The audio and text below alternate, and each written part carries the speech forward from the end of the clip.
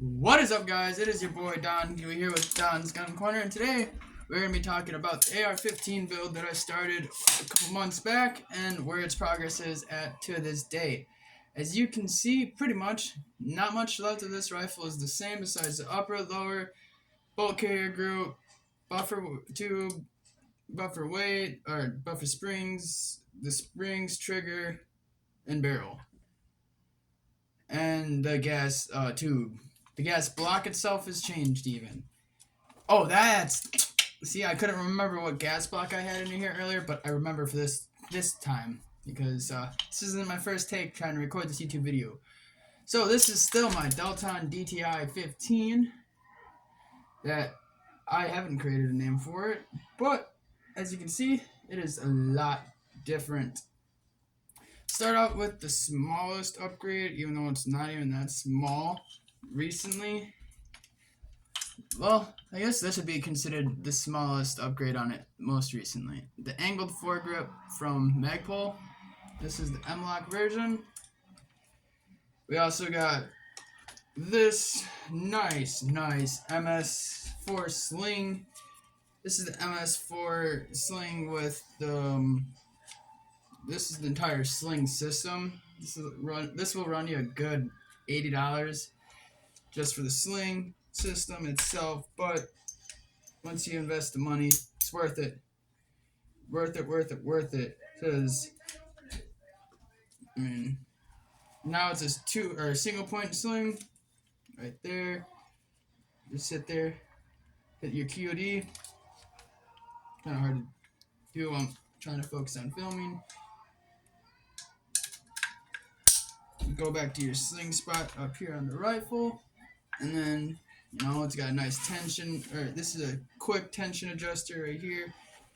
Make your sling larger or give yourself more and less tension on the dime if you need to. I really just love how quick it is to switch it from a 2 to 1 point. Alrighty, so those are the two smaller upgrades that are recent. And then let's get into the rest of it, because you guys are like, whoa, that looks a lot different than the last time we seen it on the channel, and you are 100% right.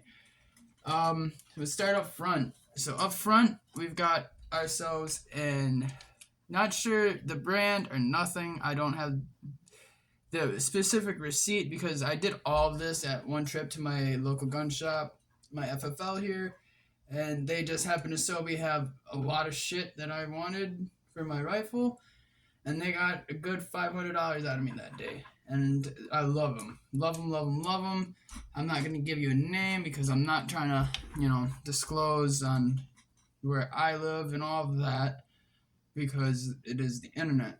But this is a Gladiator style muzzle brake. As you can see, it is spiked, sharper than a mother hecker.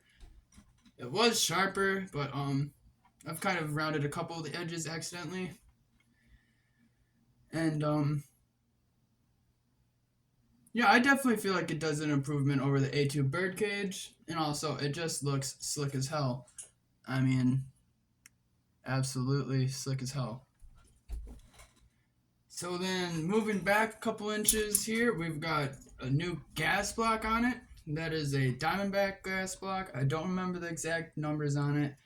I think it's like a 72 or 75, whatever that means to you guys. I know I should know more about gas and all that. You got to remember, this is my first AR and stuff, and I left the number statistics to the gunsmith. I just said, hey, showed him some videos of me at the range saying, yeah, this is overgassed, and I was like, I agree. Or no, I was saying that I'm pretty sure it's overgassed. It's kind of, it's snappy and all that stuff. And, he looked at the videos and he's like, yeah, that's definitely overgassed. It's cycling way too fast and all of that. So that's already been fixed. The cycling is a lot more how it's supposed to be. Case ejections are from 3 to 315. So ideal, coming out at an almost 90-degree angle from the gun. And Yeah, it handles. It's like a new firearm. There's also some stuff on the internals that has been changed since the last time you've seen it, so that makes a big difference too. Like I said, it's got the original gas tube, original bolt carrier group. This is a Night Fighter handguard here from Midwest Industries. This is M-LOK. It's got 7 different sections of M-LOK rail to use. So it gives you some real estate to really kit out your rifle. As you can see right now, this rifle doesn't have a whole lot of kitting to it. Just an angled foregrip. And I mean, it's, in my opinion, I think the front half for this rifle is just drop dead gorgeous. I'm torn right now between a Surefire Scout Light and a. It's kind of funny. It's either that or I'm going to go with this Streamlight Pro Tac because both of them are highly recommended, and those are like the ones that I see compared the most. Actually, are the Streamlight and then the Surefire. So if you guys have experience with them down below, especially if you have both, which one do you prefer to run? And let me know. I'm really leaning towards the Pro Tac just because of the budget or the price point on it and everything. And a lot of people seem to be like, yeah, that's But then again, also I've been looking at that Surefire Scout Light for the longest amount of time. The only thing that sucks is you gotta go buy all your parts separate. But with that what is it? Streamlight Pro Tac, you get everything you need right there in the kit. It gives you a it gives you a finger pad and everything, which I think is really really cool. But I'm still deciding because I'm not gonna just go off of, hey, this is cheaper and includes more. But the thing is I heard so much positive about the Streamlight that it's like, do I want to buy the Surefire because of the name? Or do I want to buy the Streamlight because of hey, sure, the beam isn't as direct. I think that's the biggest thing I've seen is that the beam is more washed out. It's like the biggest thing I know of between the differences. It's a little bit more washed out. I don't know yet.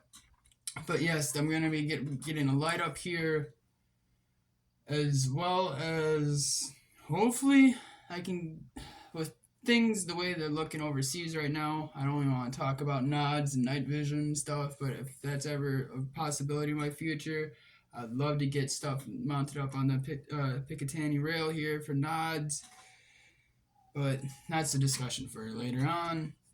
As you can see back here now, instead of that stupid skeletonized grip from Adaptive Tactical, I went with the tried and true Magpul Mo. Love it, absolutely love it. I kind of regret not buying it sooner. Everyone was right on that. I'll take that. And then on the end here, it's still running the Adaptive Tactical EX stock. I don't remember if I've already said that. Like I said, I recorded this video how many times. I don't know how to edit, so my videos are one takes. Same stock that was on there. Same Romeo MSR. Also still got the Freak Arms Warhammer Mod 2 mini charging handle and flat dark earth.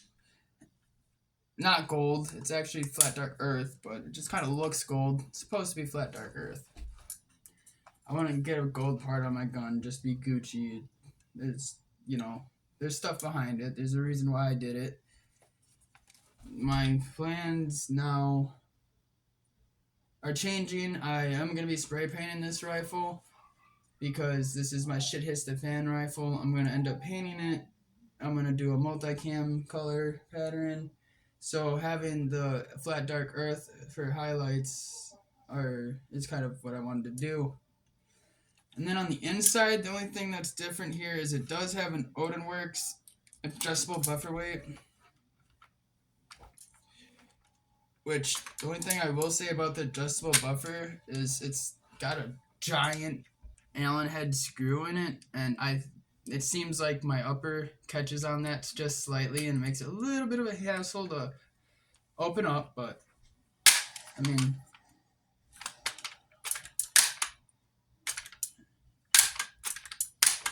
it opens up.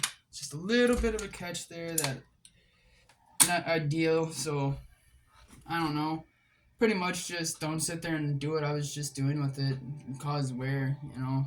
If you know it's kind of a thing where it rubs, just break your gun down as least as you have to. Make sure you're oiling and everything, keeping your gun maintained, obviously. But that's what I'm looking at on that. I definitely need to get a heavier buffer, or I might honestly just switch to a standard buffer instead of adjustable one. So now that I realize what's causing my issue with when I try to break it down, it kind of catches due to the buffer head having that Allen head on it. And then I've also got Emboss front sight. This one's metal. I mean, I still got the original one that I had on the rifle to begin with in the back here. Try to get it to where you can see both of them. Got one on my neck, one on the door, I guess, right there. And that's pretty much all that's changed on the rifle since the last time you guys have seen it. I wanted to do an update video on where it's at now and where it'll be next. Who knows? So what's my plans for the future with this? I still need to, like I said, I still need to do some sort of lighting system on it. I do plan on going LPVO. I was originally thinking red dot with magnifier, but LPVO is the way to go. And I'm not sure on which one I want to go with yet. That's still a decision that I need to make. But I'm not wanting to go cheap because that's one way to screw yourself. Yeah, so still running the Romeo MSR from Sig Sauer as of right now for a primary sight. And I like it. It's a good sight for budget, you know? Like, it's definitely the cheapest, acceptable.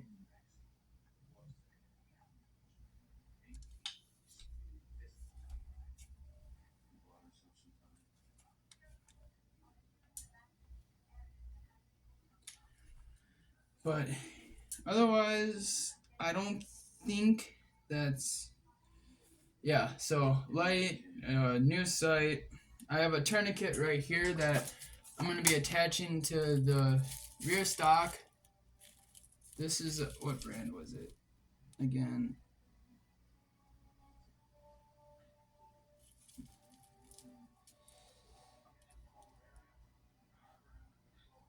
Yeah, it's a cat tourniquet. I'm pretty sure that's the company. But that'll go right back here. And somewhere like right here is what I'm thinking. So that way I've got a tourniquet on me at all times. And then I'm also in the process of saving up for a plate carrier, plates, and also combat helmet because, yeah, it's a good idea to have that as well. So what I've kind of went for my combat gear, what I'm looking at purchasing is going to be the Shellback Tactical Rampage 2.0 plate carrier with level 4s from Shellback Tactical in it, which they have a kit that's a little under $600 that'll get you 2 level 4 plates and their carrier, which isn't bad. And then hardhead veterans make a combat helmet that is above the ear that is a really good. I see a lot of positive feedback on it, and that's kind of the one I decided on for a helmet. And then obviously in my kit I'm gonna have a first aid and all of that as well, and probably a second tourniquet even on me, but I also want to have one on the rifle. And that's my plan for the kit and the rifle. Still need to work on a Minuteman bag. I want to also do a bug out bag. I might even be filming a YouTube series of turning my 3/4 ton into a tactical. Obviously not with a machine gun in the back. I wish I was that cool. Not that cool. But I do have plans on turning at least my old truck that I have sitting around into a tactical for when shit hits the fan. I want to take grading on the windows and all of that and sit there and just make sure that even if my glass gets smashed in, that there's metal grating there that people can't break through and punch and get weapons through, and grenades are gonna hit that and bounce off and at least not get inside of the vehicle and all that. And you're probably like, Don, you're talking about grenades and shit, and you live in America. Have you seen what is going on overseas right now? Okay, paragliding, knocking on doors, not really knocking, busting down doors and stuff, looking for Israelites and all that. Like, yeah, don't question me and my tactics, because their tactics are fucking questionable, way more than questionable. Anyways, that's the build on where it's at. That's a little bit of my plans and maybe some content you might see on the channel. Kind of been really focusing on what's happening over there and how I can make sure that my family over here and myself are going to be best off, what we're going to do if a homeland invasion or something were to happen. And, just a lot of planning towards our safety and our future and where that'll be. So that's it. Not a whole lot of new. There's a whole lot of new stuff on the gun, but at the end of the day, it's still not one of those high-end rifles that bigger YouTubers and all that have, and it's not gonna be something that just like wows all of the internet. But this is something that I'm expecting more along the lines of my subscribers and all that to be. Obviously, if you're watching this, then you're probably someone who's more like me, where you work, and I'm not sitting there saying like YouTubers and all that don't work, but they can make a lifestyle. Their lifestyle pays, and their firearms pay for themselves by the content they create. The content I create, I don't get paid for. If someday that happens, oh, absolutely, I'd love it, but I don't get paid to film videos. I don't get paid for upgrading my guns. I don't get paid. There's nothing. The only thing I get back for what I invest in firearms is experience, better firearms, but there's no gain to where I can invest.